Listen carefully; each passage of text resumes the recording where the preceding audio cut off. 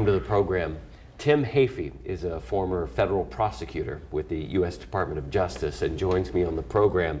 Tim, we want to talk about all the breaking news that's been happening in Washington with the Trump administration and the FBI and Congress. But before we start talking, I want to let the viewers know that we are actually having this conversation a couple of days before it will premiere on ABC in Charlottesville, and even a few more days before it will premiere on WVPT-PBS across much of Virginia. So with that forewarning that we might be missing some of the headlines that you know about now that we may not know about yet. Things change by the day. They are, and let's start there. Just with the speed with which this news is coming out and the headlines, it's just remarkable. I mean, the very latest, of course, to us, is that we have seen the appointment of a special counsel. We have. What's that all about? Who is that and how did that happen? Well, the Deputy Attorney General, Rod Rosenstein, who was acting as the Attorney General for this matter because Attorney General Sessions had stepped away from anything having to do with Russia, given that he was a surrogate for President Trump during the campaign. The Deputy Attorney General, Mr. Rosenstein, appointed Robert Mueller, who's the former director of the FBI, the former U.S. attorney in both Boston and San Francisco, very experienced Washington lawyer, in unimpeachable integrity, to be the special counsel, to be the person tasked with supervising the FBI investigation and providing information about what happened with respect to any potential contacts between the Trump campaign and Russia. So this is not what Congress calls a special prosecutor, like we saw during the Clinton era with you know, the Monica Lewinsky and Whitewater and all of that. Well, to call it a prosecutor would mean that a conclusion has been made that a crime has been committed, and that hasn't yet been made. A special counsel could become a special prosecutor if he or she decides to file charges or that there is criminal conduct. Right now, it's special counsel because Mr. Mueller is going to look into the facts and circumstances, the evidence, interview people, review documents, and try to determine what happened and whether crimes were committed. If he uncovers evidence of criminal conduct by anyone, he could then become a special prosecutor because his role will convert into presenting that evidence to a jury and seeking criminal charges. Yeah, but we do know that there already is, I mean, it's been reported that there already actually is a grand jury, right, in the Eastern District of Virginia? I mean, yes. The Post and others have reported that. Yeah, the FBI has already been issuing subpoenas and interviewing witnesses, and grand juries sit in federal courts around the country. So they, I believe, have used the Eastern District of Virginia in Alexandria as the legal issuer of those subpoenas. That grand jury has been at this for a while. So the special prosecutor, special counsel, is stepping into an ongoing investigation. Right. He's not going to start from scratch. He's going to get up to speed. And that's an important point to make. That the FBI has already been engaged. That's right. In pursuing this information. Career people at the FBI, people that don't change with the administration, but sworn agents that spend their careers looking at evidence of potential criminal conduct, evaluating that evidence, and calling it as they see it, regardless of politics. Right. So how did we get here? I mean, let's rewind a little bit and back up and sort of fill in the gaps here of how we got to a point here in May of 2017 where the Justice Department is appointing a special prosecutor, special counsel, to join the FBI in this investigation as to the relationship between Trump and his associates during the campaign and Russian mobsters. Yeah, we start with the predicate here, which is there is information that Russian actors were trying to influence our election last fall. Whether that was the dissemination of fake news and stories that were negative about Secretary Clinton, whether that was releasing hacked emails that they had obtained that exposed the inner discussions of the Clinton campaign. It seems like there's a consensus that there was some effort by people in Russia acting on behalf of the Russian government to disrupt and potentially influence our election. The unknown is whether or not the Trump campaign, anyone associated with it, was aware of, facilitated, benefited from those activities. That's the precise issue that the special counsel will have to uncover. And as that evidence has emerged, it's been the subject of investigation by the FBI, it's been the subject of investigation by Congress, but we reached the point with the special counsel because there was political pressure on Rod Rosenstein, my friend, the Deputy Attorney General, who was the U.S. Attorney in Maryland for many years, another career guy, to take it outside of the Justice Department. There was concern that, given the firing of Director Comey and the President's statements about the Russia investigation, that we needed to give this to someone truly independent, and that's why Bob Mueller has entered the picture. He's the one now tasked with getting to the bottom of it. Tell us, you also know former Director Comey. I do. Tell us about him. Tell us about your thoughts on his firing. It sounds like they just sent over a letter and somebody had to, one of his staffers had to call him on the phone and say, you've been fired. Yeah, horribly bad form, the process by which it was done. I have known Director Comey. I've worked with him through the years and always found him to be a very ethical person. I think he made mistakes with respect to public statements he made about the Clinton email investigation. I don't think it was appropriate for him back in July of last year in the midst of a heated election campaign. He sort of politicized that process, which was a surprise coming from the FBI, right? Yeah, he should not have characterized her conduct in any way. He came out in a press conference and said no reasonable prosecutor would bring a charge on these facts. Nonetheless, it was extremely careless. It potentially impacted national security. That's where he went too far. That, of course, led to congressional subpoenas, questions being asked. It opened more questions than it answered. And that became the predicate for the letter that he sent to Congress in October, where he said the investigation was being reopened because of emails on the laptop of former Congressman right on the eve of the election. Which had an impact. I think everybody concedes had an impact on the election. Those were mistakes, I think, that Director Comey made. I don't believe those were terminable offenses. I think they were well-intentioned mistakes. I think he believed that he had a sort of role as a truth teller to America to put those facts out. I think that was a mistake, but I don't think that was terminable, and I frankly don't think that's why he was terminated. Yeah, but that was the claim made by the Trump White House that, well, we're firing him because of how he acted last fall, politicizing the emails, and of course that same behavior got much praise from Trump on the campaign trail. Well, their explanation for the firing has evolved. Initially it was because he mishandled the Clinton email investigation, even though they had, Mr. Trump himself had repeatedly praised what he said back then. Then, candidly, the president admitted that it was because Director Comey was a showboat and was drew attention to himself, and that he wanted the Russia investigation, moved more quickly or ended. We then learned that he actually directly requested to Director Comey that he go easy on or give a break to or not prosecute Mr. Flynn, which, if that's true, that is the President of the United States seeking to directly influence a criminal investigation, potentially obstruction of justice and impeachable. Which, Watergate, I mean, that was the charge against Nixon. Yes. Just to review here, remember, folks, that was precisely the charge against Nixon that led to his resignation. You are messing with a federal investigation. It's a potential obstruction of justice charges. That's what brought the impeachment. He resigns. That's precisely what President Trump is alleged to have done vis-a-vis the FBI Director Comey.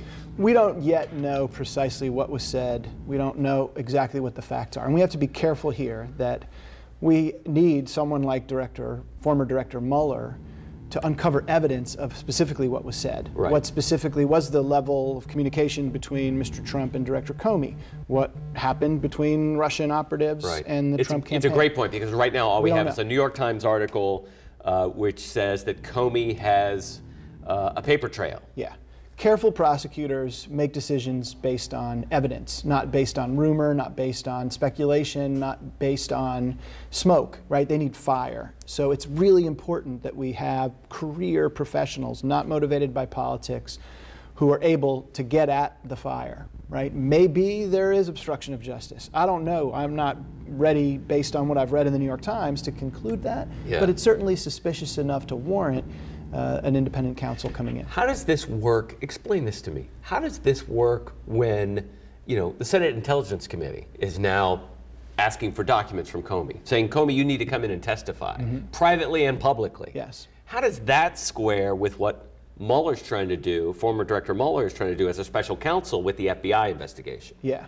Ideally, there'll be coordination. One of the things that former Director Mueller will do will reach out to the leaders in Congress who are seeking the same categories of information that's relevant to the special counsel.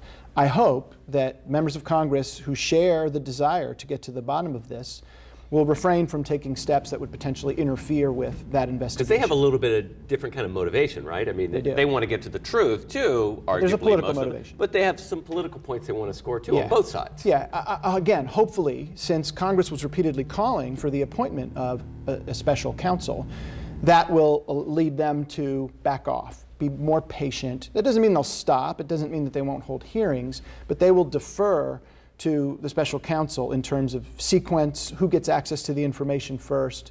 They'll want to stay out of the special counsel's way such that they don't impact the progress of his investigation. And politically, just politically here, raw politics, it does give the Republicans a bit of cover not to have hearings, not to do things too publicly, because they can say, hey, there's an ongoing investigation, we're hands off, we're going to let FBI handle it. I expect you'll hear politicians on both sides of the aisle suddenly start to say, I reserve judgment. I'm waiting with eager anticipation to find out what the special counsel is able to learn. I'm giving the president the benefit of the doubt, or Democrats will say, I think there's clear evidence here, potentially of obstruction of justice. But they'll all defer because now we have a professional who's in place with subpoena power. Which isn't a dumb thing to do. I mean, it's sort of the smart thing to do. It's the adult.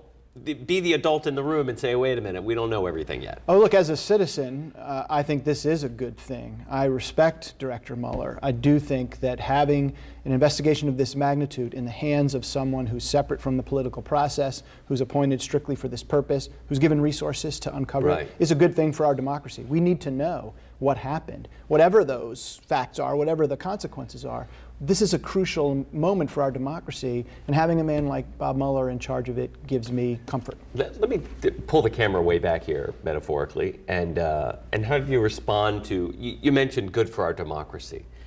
I want to get your thoughts about the institutions of our democracy, the justice system, journalism. I mean, we're arguably seeing some of the best journalism. This is a new golden age of journalism. I mean, you and I both have many friends who work in the media and journalism who are doing amazing jobs uncovering stories and breaking news every day, it seems. Much, much faster than it happened during Watergate. But also the institutions of government. We can point to them and saying, it's really interesting that arguably they're working exactly like they were designed to work. Yeah, one of the things that has troubled me about what the president has done with respect to Director Comey and his comments about Russia is that he seems to think that the Attorney General and the Justice Department are his lawyers. And that's just wrong. That's just inaccurate. The Attorney General of the United States historically has been relatively independent. While appointed by the president and confirmed by the Senate, he or she serve the cause of justice. The client is what's best for America, not what's best for the president. And when the president says things to Director Comey like, are you loyal to me, or I want you to do this or that in an investigation, it suggests that he believes that they're his lawyers, and they are not. So one of the things that the special counsel does is reaffirm that independence, right? This is a process that has to be separate from what the president wants. Similarly with journalism, the president is openly scornful of the important role that the press plays in gathering facts, in holding people in government accountable.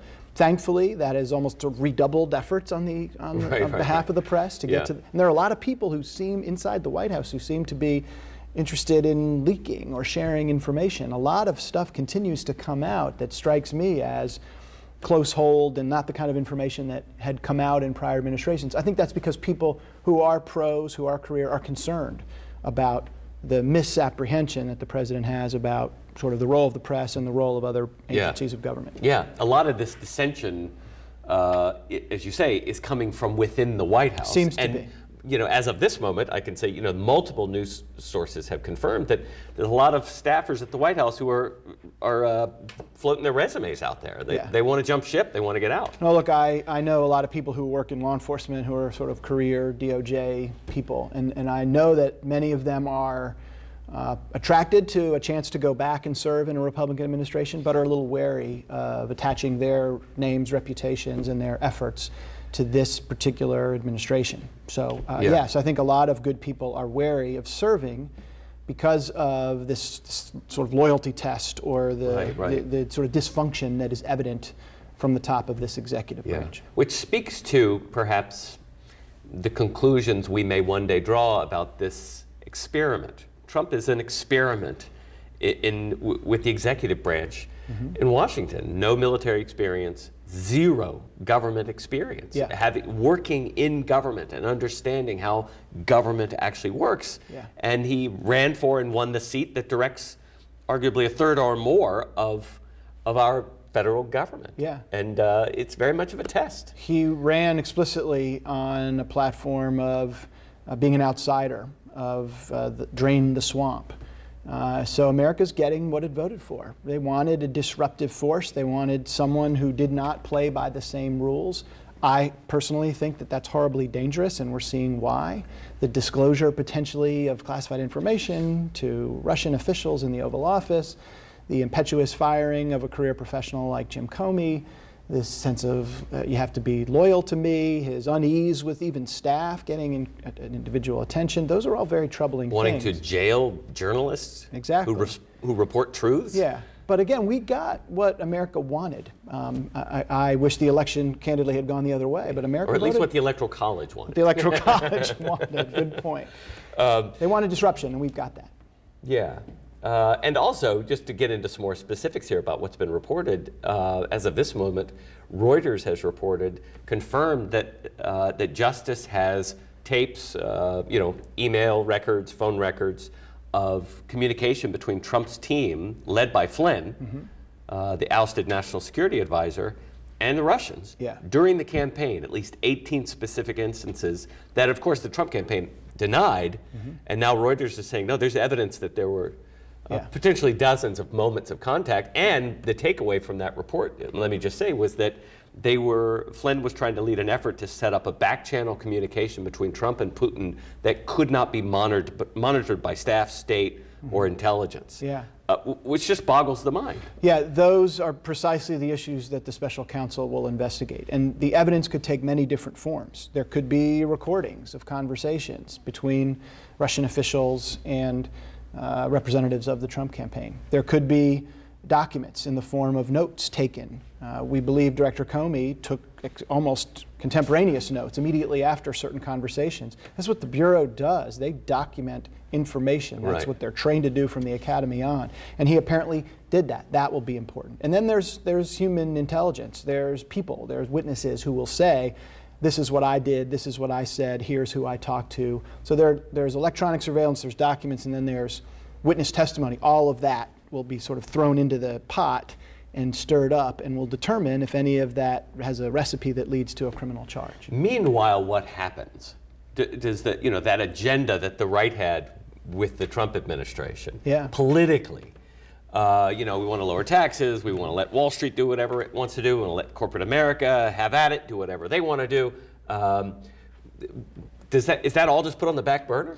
I think it's very difficult politically for Republicans in Congress to push through an agenda with a politically crippled president. Unquestionably, Paul Ryan and Mitch McConnell and Republican leaders in Congress who did have an agenda to do some things legislatively, I think are very disappointed that they don't have the sort of the will of the people reflected in a popular president at their back to power that change forward. I think a lot of those, particularly those significant things like tax reform, may need to get put on hold because the president just is weakened politically, doesn't have the will to push that sort of thing. And any president only has the first year anyway, right? I mean, it gets harder and harder. For your ideal agenda, what you really want to do, it's that first year, make or break. The first year when you've just been elected is traditionally when the president's at his so far highest zenith of popularity, and the president is squandering that with this Russia stuff.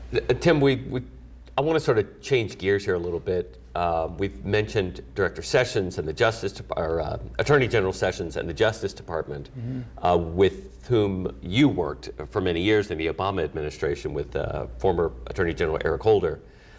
You all did some work together during your years at Justice that the Attorney General Sessions has sort of tossed in the garbage can. Yeah. Said, well, we're not going to do that anymore. Explain that to us. Yeah, the Attorney General Sessions just announced that he was returning to the 90s and 2000 era charging policy at the department, which is prosecutors must charge and insist on a plea to the most serious, readily provable offense. So if the facts in a particular case give rise to a mandatory minimum based on the quantity of drugs involved, for instance, prosecutors must pursue that offense. Aggressive use of mandatory minimums, aggressive approach to incarceration. That's very different from what we had done in the Holder Justice Department in the Obama administration. We pulled back from those blanket rules of you must charge the most serious offense and unshackled prosecutors to make charges and resolve cases that were tailored to the individual circumstances of the defendant. So the prosecutors had more discretion. They were empowered on the ground in the districts to figure out how these cases should be handled. Exactly right. The assistant U.S. attorneys who worked for me when I was U.S. attorney here in Virginia were able to look hard at an individual situation and say, okay, here's a group of 5 people that are selling drugs. We're going to seek the mandatory minimum and go aggressively hard on the leader of that conspiracy, the one who's bringing the drugs into Charlottesville. The middle-level people that are standing on the street, we're going to prosecute them, but we're not going to seek a mandatory sentence. Those who are at the lower level, they're going to go to state court, or we're not going to bring them into federal court at all. We were able to, essentially, the charge reflected relative levels of culpability within even an insular criminal organization. Yeah. And that was mindful of mass incarceration, how many people, particularly for nonviolent offenses, Exactly. are sitting in our federal prisons, very expensive and not effective. Right? The recidivism rate of those people is tremendously high. So let's recapture the savings from not incarcerating many nonviolent drug dealers, and let's put that into treatment, drug courts, treatment programs, and let's help returning citizens who are coming back to our communities have the skills and training so that they'll be productive instead of going back. It was a more holistic approach to criminal justice. Attorney General Sessions is going back to the old-fashioned, let's just lock a bunch of people up and think that we're going to be more safe. No attention to prevention, to reentry, none of that. It's back to mandatory minimums, war on drugs, let's lock up a bunch of people, and that'll make us all Which safe. is great news if you're in the private prison industry. You must love Jeff Sessions. Yeah. The prison population in America, it started to decline in federal prison and generally in state prisons. My prediction is that with this, it's going to go back up. And again. we should remind the viewer, in case you don't know, that the United States of America has 5% of the world's population and 25% of its prison population. Yeah. The land of the free is the world's biggest jailer. Now look, Coy, some people need to be locked up. Some people need to be locked up forever. Yeah, there's a reason we build prisons. That's right. The key is differentiating between those that are truly dangerous and those that really we need to address their underlying criminal choice, whether it's addiction, whether it's poverty, and give them, through their intersection with the criminal justice system, the skills to become productive. Right. We can't throw a blanket over all of those people and treat them the same, and that's what Attorney General Sessions' old policy, I won't call it a new policy because it's an old policy. He's returning to the height of the drug war kind of approach to more expensive, prosecution. less effective. But how does he square that with the fact that justice is losing some budget? He's got to make cuts. How can you cut when you all of a sudden want to engage in a policy that is a lot more expensive for the country? It's a very good question. The math doesn't add up. The Department of Justice was given a 4% across-the-board cut in the Trump budget. They've announced that they're going to increase their immigration enforcement, bring more immigration cases into federal court. They're going to bring more mandatory minimum drug and gun cases. Where's the money come from to do all that? The math doesn't add up. My fear is that complex white-collar cases or national security investigations will be compromised because of just manpower. Every choice that you make with what kind of criminal case to do inevitably means there's another criminal case that you can't do because there's a limited amount of resources. So what's going to get sacrificed when you prioritize immigration, drugs, and guns? I worry about that. Yeah. And also paying for a special counsel to look into that possible misdeeds of a presidency. Yes. Along these same lines, I got a couple minutes left, but I did want to give you an opportunity to let viewers know about, and this is very germane to this conversation, about recidivism rates and people returning to the community after being in prison, a new nonprofit that you have helped to establish here in Central Virginia. Yeah, thank you for asking that question. I appreciate it. Yeah, when I left government, I was interested in finding ways to continue to enhance public safety, and I decided that returning citizens and finding ways to help them would be a good use of my time. So working with some other people here in Charlottesville, we've established a new nonprofit organization called the Fountain Fund. And what the Fountain Fund will do will be make low-interest loans to formerly incarcerated people so that they can pay off their court-imposed debt, they can buy clothing or equipment for jobs, or even start small businesses. The goal here is to identify those with actual or viable job skills, become their sole creditor so that they can become productive, they can reach their full potential and make all of us more safe. And those loans are addressing what problem that exists? I mean, these people come out of prison owing a lot of money to the government? Is that what it is? In Virginia, if you owe $1 to a court system, whether that's a court-imposed fine, if it's accrued child support, then you can't get a driver's license, or your license that you have is suspended. There's also a statute in Virginia that says if you are in arrears, in debt to any court, you're in violation of your probation. If you're in violation of your probation, you can't get your Section 8 housing assistance, you can't get food stamps, you can't get disability benefits. So people that come out of prison with debt suddenly lose their driver's license, they can't get all these benefits. They are behind the 8 ball when it comes to just getting to the start line. So what we are aiming to do is identify those people with discrete financial needs who have job skills or actual jobs and get them in a position where they can be successful. Remove those barriers, get them out from behind the 8 ball so that they can reach their potential. And it's fountainfund.org. Yes, fountainfund.org is the website. We're open for business. First loans are going out literally this week, and there's application materials available on our website. We look forward to hearing from people. Good stuff. Tim, thank you for being here. Thank you, Coy. It's fountainfund.org. That's the website. Tim Heaphy is a former U.S. attorney with the Department of Justice. You can find the complete archive of this program online right now at mediaandcitizenship.org. Have a terrific week, and y'all be good to each other.